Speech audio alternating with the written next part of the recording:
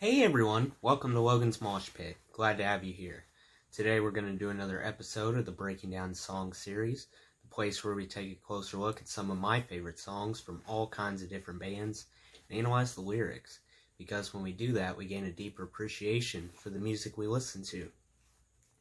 If there's a specific band you guys want me to talk about in a future episode of this series, please drop a comment down below. I'll check your feedback. Today we're going to talk about my favorite song by Ghost Town. Ghost Town is a majorly unknown band. Probably because you have to be dead to be a fan of Ghost Town. That's the main requirement. Dead on the inside should be good enough too.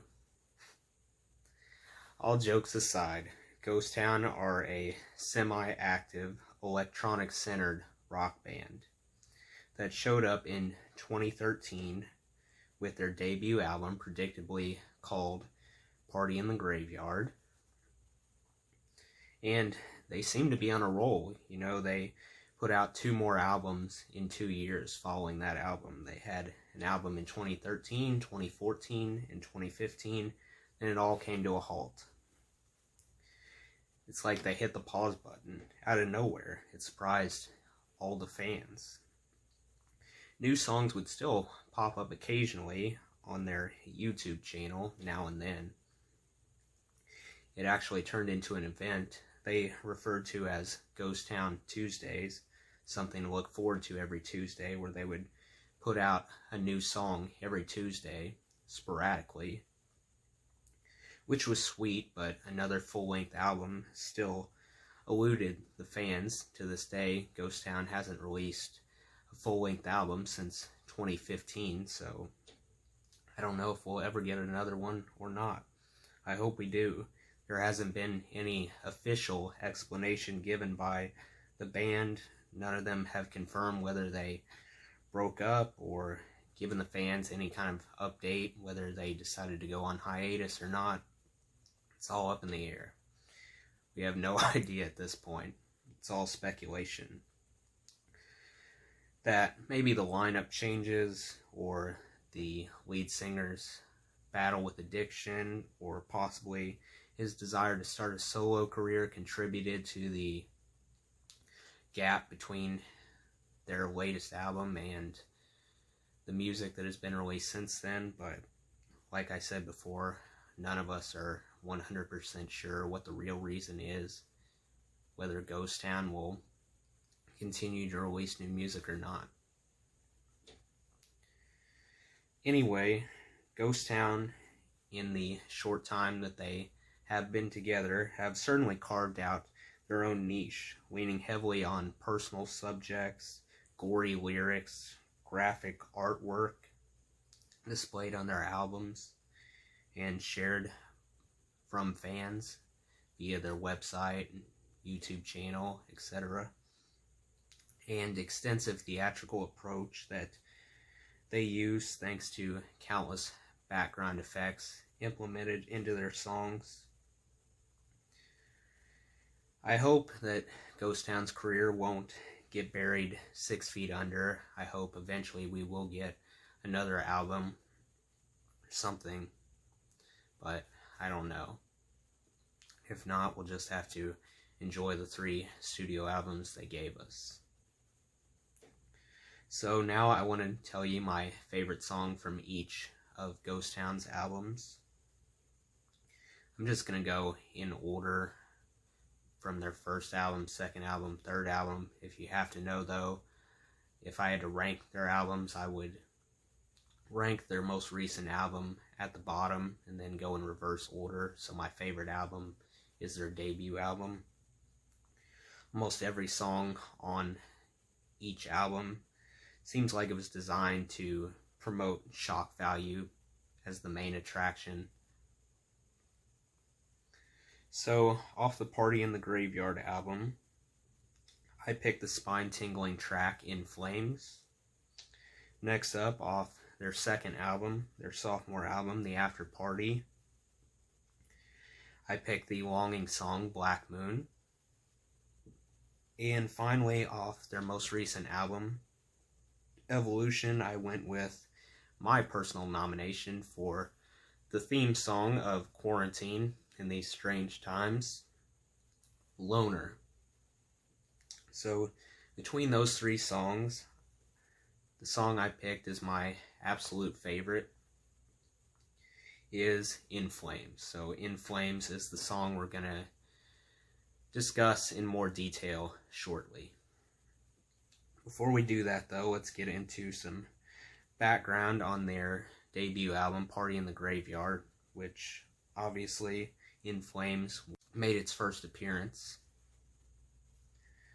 So Party in the Graveyard came out in 2013. They were signed to the record label Fueled by Raymond. Interestingly enough, you don't see this very often. Alex and Evan, the guitar player and keyboard player, respectively, were actually credited as producers on the album, so they didn't just work on the instrumentals. They also lended their expertise with the production as well. So I thought that was a cool tidbit I wanted to share with you. This album contains singles You're So Creepy, Off With Her Head, Monster, Skeleton, Voodoo, and Universe. 6 singles, and there were originally only 10 tracks. However, a few months after the album was released to the public, they actually reissued another version of the album with 4 additional tracks, bringing us up to 14. In Flames was one of the new tracks on there, so that's the version I've always listened to. So now let's get into the lyrics of In Flames.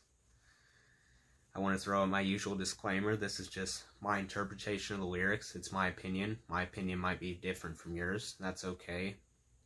We can agree or disagree. There's no right or wrong answer here. There's so many different ways to interpret lyrics.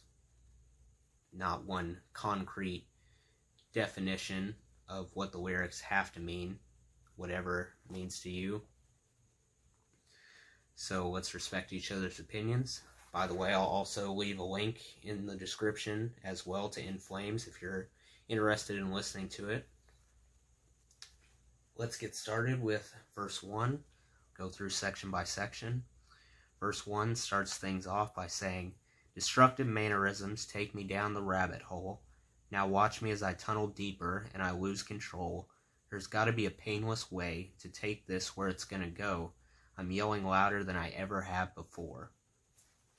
So in verse 1, it's evident right from the beginning that this individual in the song is experiencing a downward spiral. We get to see things from their perspective. At least they acknowledge, though, sole responsibility for the problem. They don't cast blame on anyone else. They take full ownership.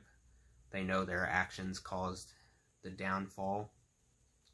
My guess is their life has most likely been disrupted by some form of addiction, possibly alcohol or drugs. This might be fueled by anxiety and stress, and the substance serves as a means to forget about their problems, make it fade away for a while. Then eventually they realize how much this addictive substance rules their life, and they want to get help to overcome this addiction. Then we move on to the chorus, which goes, "Don't make me go down in flames. Don't make me go down like this in flames. Don't make me go down like this in flames." So straight to the point, the chorus simply means a plea to ask someone to please intervene now on their behalf. Don't wait, do it now. If you don't intervene, if you don't give me the help I need, I won't be able to survive this. So it's imperative that you do it now, not put it off. Then we get to verse 2, which says, "Your truthful words are spitting fire. Cut off from dreaming, now I'm screaming to go higher. and I don't know. I don't want to go back home. I'm misunderstood by the universe. I'm hating what you said to me. Your words will never get to me. I'm only shooting higher. I'll set the sky on fire. In verse 2, it basically expands on the relationship between them and the thing controlling them like a puppet. This substance promises comfort and protection. That's how it lures them in, but in reality this causes nothing except incomprehensible damage to not only himself or herself, but also the other people around them in their life. They also state that unless you've been in my shoes, you can't truly grasp, you won't understand how powerful addiction can be, how powerless it leaves you, sucks all the life right out of you. This section also explains how they want to get retaliation against those who attempt to break this seal that addiction has formed over their life, saying that it won't work, it's useless to even try, why even bother, it won't change anything. Then we go back to the chorus again. Then the bridge, my favorite part. I think the bridge gives us most of the juicy details. The bridge says, the ice on my heart is making it hard to start this spark. Don't give it the wind. Your oxygen is making it worse. Exhale with the right words. So cold that your touch burns. Is this lover a curse? Is this lover a curse? So in the bridge, it gives all of us an idea how battered and defeated this individual, overpowered by the addiction, has become. They're at the point where they don't care what happens to them. They don't care if they live or die. It means nothing to them. Their life has become virtually meaningless. Nothing to be happy about. Nothing to depend on except the addiction. They're also attempting to figure out when they say, is this love or a curse? I believe they're attempting to figure out, put the pieces together, look at the clues, and try to decipher if the addiction was for or against them. Since it simultaneously healed their pain, especially at the beginning, then as time went on, it ended up wrecking everything. So you get to see both sides of how addiction helped them, and then it turned its back on them and hurt them. I would like to compare it to a flower you see surrounded by thorns. Something that seems beautiful, but then when you reach out to grab it, you actually get involved with the thing, then it strikes out against you and hurts you. Then we get to the chorus 2 more times to end the song, brings the song to a close. So now that we've analyzed the lyrics, why don't we go over the mood real quick? When you listen to In Flames, how does it make you feel as the listener? Well, I believe the mood comes across as very somber because you actually witness their deterioration accelerate as the song progresses. As we move further into the song, you see their condition keep going downhill gradually. How about the most memorable line from In Flames? Which line from the lyrics stands out the most? In my opinion, I would have to go with your oxygen is making it worse from the bridge. That line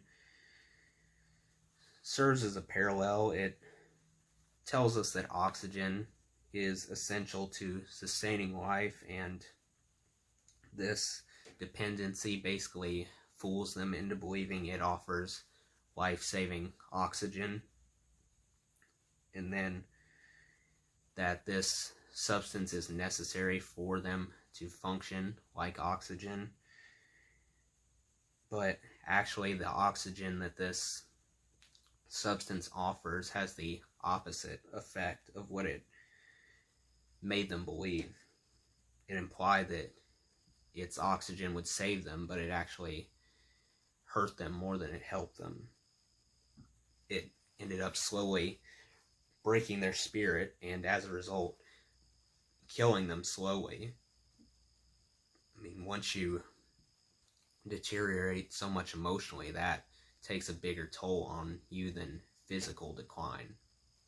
If you don't have the emotional stamina to power through, then you really become a broken individual. That's what I believed happened in this song. This addiction whittled away at their spirit so much that they were virtually dead already. Even though they were still physically breathing, they were dead on the inside, so to speak. How about the themes from In Flames? What themes can we pull from this song? Well, addiction, of course, manifests in many different ways, a large variety of things, but nearly always has the same repercussions, the same negative effects on the target. Then another theme we can pull from this is humans frequently display fear about things that we don't understand, we don't comprehend. If we can't predict what the future will hold, then we become afraid of what tomorrow will bring. We get used to a routine, we get wrapped up in our daily lives. We don't want things to change or alter from that routine. We want to stick to that routine at all costs. The next theme is we should always try to search for warning signs in a person. This person in the song was calling out for help, but they were so misunderstood by the people around them, they didn't end up getting any sort of help.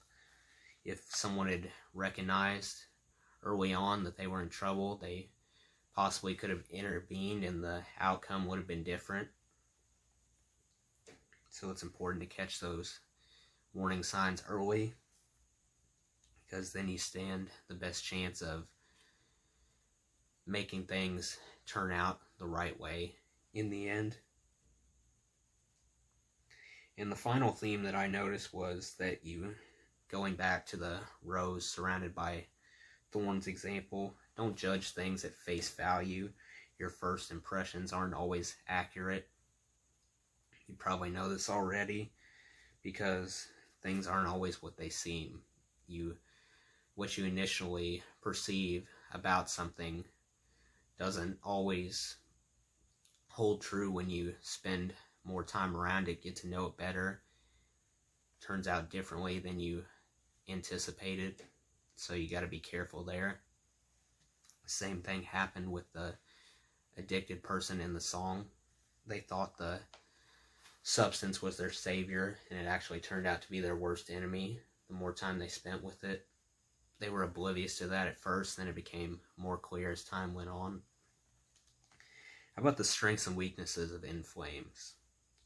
Well, the biggest strength has to be the rich lyrics. The lyrics are so descriptive, so detailed, they literally convey the thoughts of the person who wrote the song. Also, the shift in tone of the lead singer's voice to match the emotional state that they were in at the time, from despair to anger to